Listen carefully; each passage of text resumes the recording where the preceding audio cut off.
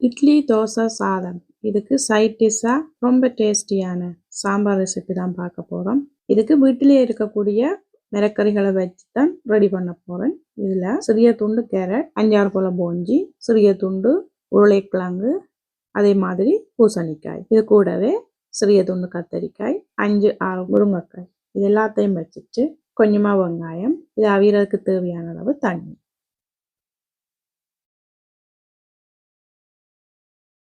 இப்போ மூடி போட்டு மூடி வைக்க போகிறோம். இது நல்லா அவியட்டும்.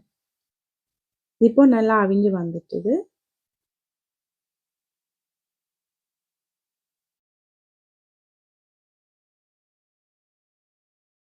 கால் கப் போல் பருப்படுத்து ப்ரெஷர் குக்கர் இருந்துச்சுன்னா அதில் 1/4 டீஸ்பூன் மஞ்சள், 1/4 டீஸ்பூன் சீரகம், 1 கப் தண்ணி, இது எல்லாத்தையும் சேர்த்துட்டு 3 அல்லது 4 விசில் வச்சு நல்லா வேக வச்சு எடுக்க போகிறோம். அப்படி இல்லையாண்டா நார்மலாக ஒரு சட்டியில் வச்சுட்டு இதே மாதிரி பருப்பு வந்து நல்லா குழைவான பதத்துக்கு அவிஞ்சு வந்திருக்கணும்.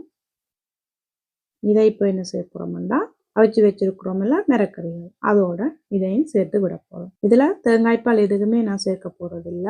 அடுத்ததாக 1.5 டேபிள் ஸ்பூன் சாம்பார் பவுடர், இது வந்து நான் வீட்டிலேயே ரெடி பண்ணி வச்சிருக்கிறேன். இதோட ரெசிபி அடுத்தடுத்த வீடியோகளில் அப்லோட் பண்ண முயற்சி செய்கிறேன். இதுக்கு தேவையான அளவு உப்பு, பருப்பில் உப்பு சேர்க்கல, அதனால இது எல்லாத்துக்குமா உப்பு சேர்க்கலாம்.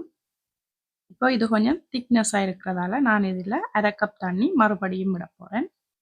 இதை மறுபடியும் மூடி போட்டு மூடி வைக்க போகிறோம். இது கொதிச்சு வந்ததும் ஸ்டவ்வை ஆஃப் பண்ண வேண்டியது. அடுத்ததாக இதுக்கு இப்போ தாளிச்சு ஊற்ற போகிறோம். அதுக்கு 2 மேசக்கரண்டி எண்ணெய் விட்டுட்டு அதில் 1/4 டீஸ்பூன் கடுகு, 1/4 டீஸ்பூன் சோம்பு, மீடியம் சைஸ் வெங்காயம் கட் பண்ணி வச்சிருக்கிறேன். ஒரு சின்ன வெங்காயம் இருந்துச்சுன்னா அது சேருங்க. சாம்பார் தாளிச்சு ஊற்றுறதுக்கு அந்த வெங்காயம் வந்து இன்னுமே டேஸ்டியாக கொடுக்கும். இது நல்லா பொரிஞ்சு வரட்டும். இப்போ இதில் நான் 2 காய்ந்த மிளகாய் எடுத்து அதையும் இதோட சேர்த்து விடுறேன். மீடியம் ஹீட்டில் வச்சு பொறுமையாக தாளித்து எடுக்கலாம். அடுத்ததாக ஒரு கொத்து கருவேப்பிலை, இதே முதல் தடவை வதக்கி விட்டுட்டு இதை அப்படியே எடுத்து சாம்பாரில் ஊற்றி விட வேண்டியதுதான்.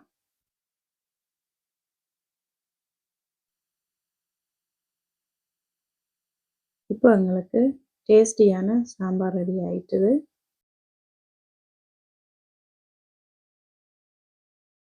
இதை நான் இன்றைக்கு ரைஸோட வச்சு சாப்பிட போகிறேன்.